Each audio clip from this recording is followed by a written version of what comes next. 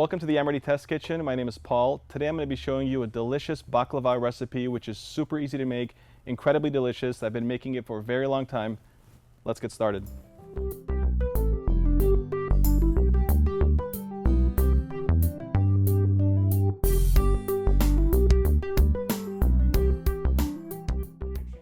Before you start this recipe, the first thing you want to do is thaw your phyllo dough according to the package instructions.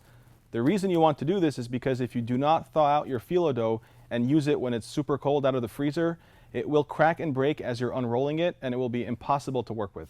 The other thing you want to do before you start your baklava recipe is make your simple syrup in advance.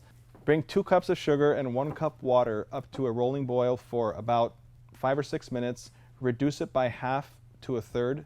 Add in a couple of tablespoons of freshly squeezed lemon juice and let it come to room temperature before you even think of pouring it over your baklava. 2½ cups each pistachios and walnuts. You want to make sure to use raw nuts because you will be toasting them in the oven as the baklava bakes. We're starting with the pistachios. Pistachios are a harder nut to grind than the walnuts. You want to make sure to do them separately.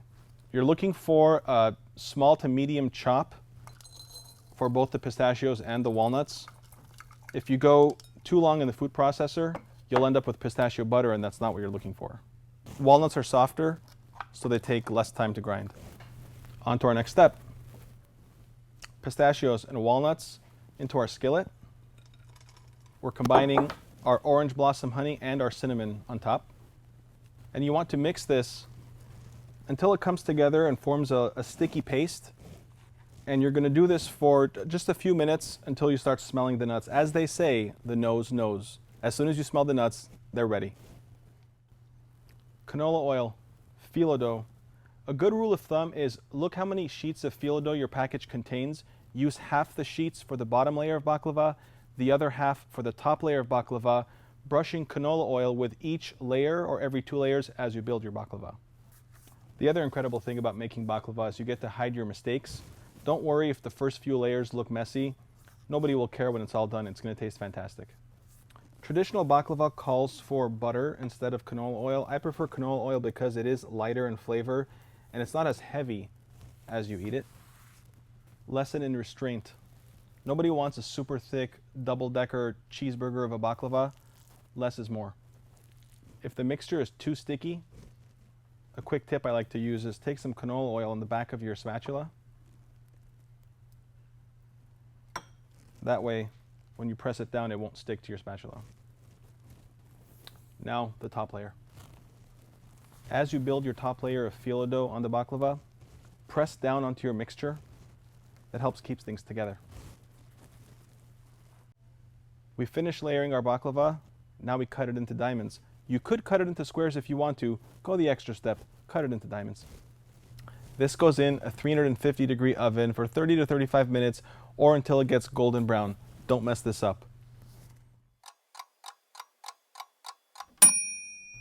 This is the stuff of legend. If your house does not smell amazing after you've done this, you've clearly done something wrong.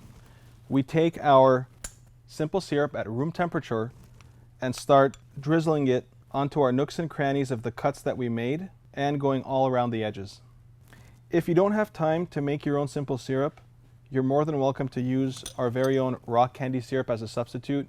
You don't have to wait a few hours for the syrup to cool down. You can use the syrup right off the shelf right away. We have some delicious floral syrups that you can use instead of your simple syrup that you made if you want to change things up. We do have rose, jasmine, orange blossom, and a couple of other delicious floral flavors that would be perfect over your fresh baklava. Very traditional touch. Thanks for joining us today. For this recipe and more, visit us at amorettiblog.com. If you'd like to see a particular product getting used, feel free to email us at blog@amoretti.com. I think there's only one thing left to do.